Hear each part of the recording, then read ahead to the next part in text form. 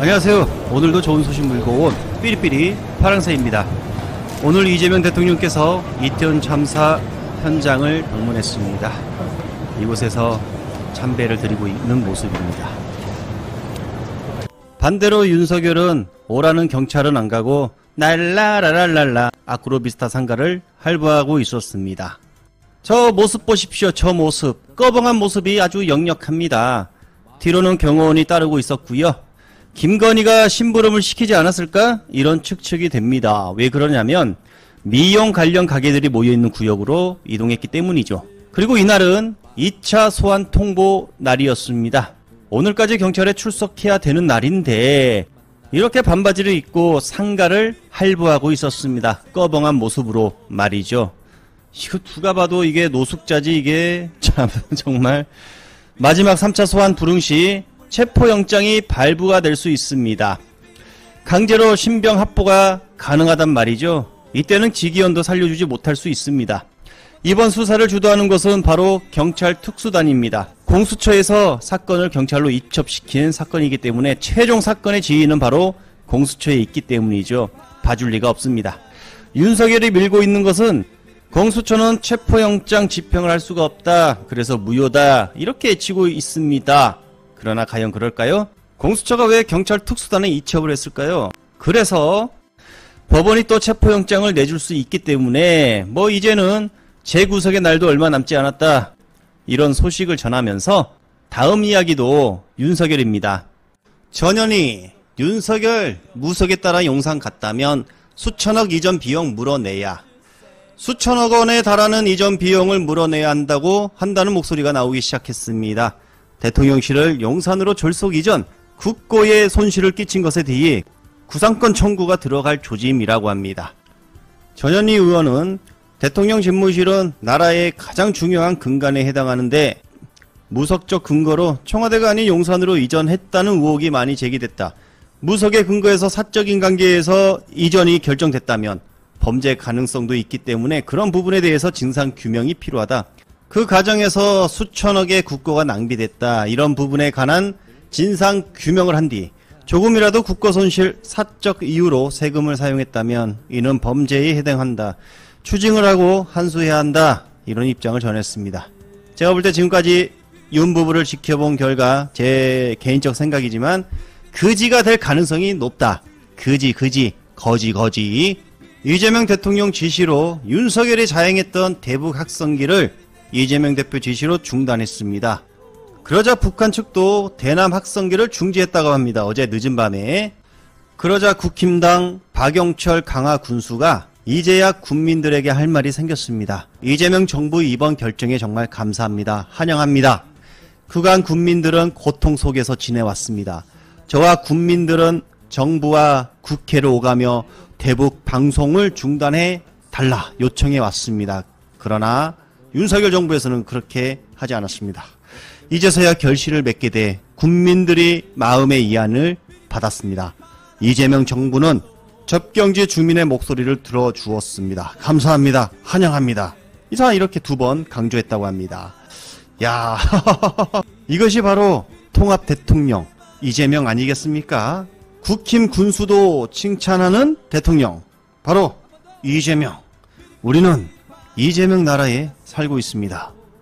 한동수 맨 오른쪽. 예, 우리도 많이 모셨었죠. 예. 그리고 심재철 그리고 이명현. 내란 김건희 최혜병 3대 특별검사가 확정이 되었습니다. 총 6명입니다. 여기서 각각 1명씩 3명을 바로 대통령이 임명한다고 합니다. 내란 특검의 한동수, 김건희의 심재철 등등 매불쇼 분석을 보겠습니다. 요렇게 이제 세 분을 추천했습니다. 제가 조금 설명해 드릴게요. 저기는 특검에 거론되는 인물이고 정확하게 말씀을 해드릴게요. 예. 그러니까 내란 특검, 김건희 특검, 최혜병 특검 있잖아요. 네. 자, 내란 특검은 조국혁신당에서 한동수 내란이군요. 여기 자주 나오셨던 한동수. 네. 잠깐만 좀 적을게요. 네, 내란. 민주당에서는 조은석. 예, 그다음에 김건희 특검에서는 조국혁신당에서는 심재철. 그다음에 민주당에서는 민중기. 예, 민중기. 그다음에 최혜병 특검은 조국혁신당에서 이명현. 민주당에서 이윤재. 이렇게 지금 6분이 추천이 됩니다. 와. 와, 이게 진짜 결국은 출범하네. 와. 근데 대박이다, 그 진짜. 인물을 저는 한동수 빼고는 아무도 모르거든요. 조은석 전 감사위원은 사실은 검사 생활을 꽤 오래 했어요. 네. 검사 생활 오래 하고 음. 그 특수부에서 많이 근무를 했었고 네. 그리고 한동수 전 대검 감찰부장은 원래는 판사 출신인데 출신이죠. 네.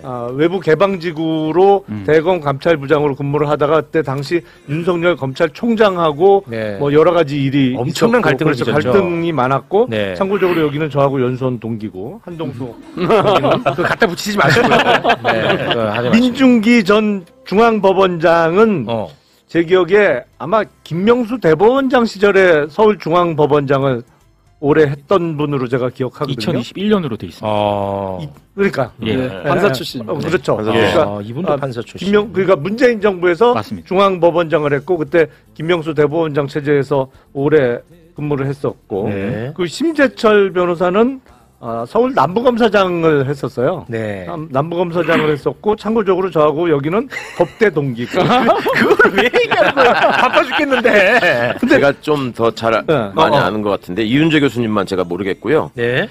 뭐 한동수 잘 아시는 심재철은 추미애 장관 시절에 검찰국장. 아. 그래가지고 왜 상가집에 갔는데 윤석열 똘마니들이 덤벼들어가지고 뭐 네가 검사냐 어쩌고 해가지고 맞아요. 그 모욕 주려고 했다는 그 심재철이고요. 네. 그다음에 민중기 변호사님은 아까 말씀한 것처럼 이제 중앙지법원장을 했는데 사실은 문재인 정부에서 유력한 감사원장 후보이기도 했고 그랬어요. 이분은 노동 법 분야의 아주 그 전문가시고 대가예요. 그러니까 약자를 위한 판결 이런 걸로 되게 유명했던 실력 있는 그래요? 분이고요. 예. 그다음에 조은석 선생은 서울 고검장까지 했고 그리고 최근에 감사원장 직무대행 해가지고 우리 어젠가도 방송했잖아요. 네네. 수사 의뢰 네. 했는데 네, 그분이군요. 다는 거. 그 의뢰한 사람. 그분이구나. 네. 그분 잘했던데, 일. 관저이죠. 네. 그리고 이명현 변호사는 누구냐면 이분이 예전에 저기 그 이회창 아들 병역비리 사건 뭐 이런 거 있죠. 네. 그거 수사했다가 갖은 박해를 받고 저기 했던 그랬어요? 이제 군검사 출신이에요. 군검사 출신. 그러니까 최혜병 사건은 군 관련 사건이고 저기 하니까 그래서 이명현 변호사가 추천된 거예요. 그렇군요. 이윤재 교수는 명지대 지금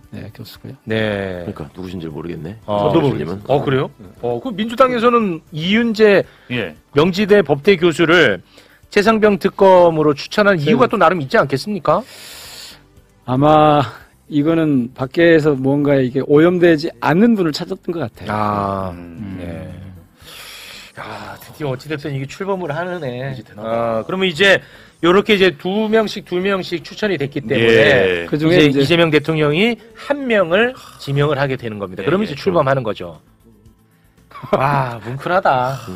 자, 이제 마지막 이야기입니다. 최민희, 이진숙 버텨봤자 물러날 수밖에 6월 말 조직 개편. 자, 이 이야기가 무엇이냐?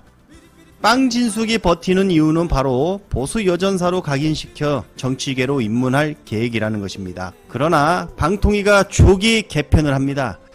바로 이 조기 개편을 하면요, 물러날 수밖에 없는 구조라고 설명했습니다. 자, 그렇다면 이제 이진숙 수명이 얼마 남지 않았다. 6월 말에 조기 개편한다고 합니다.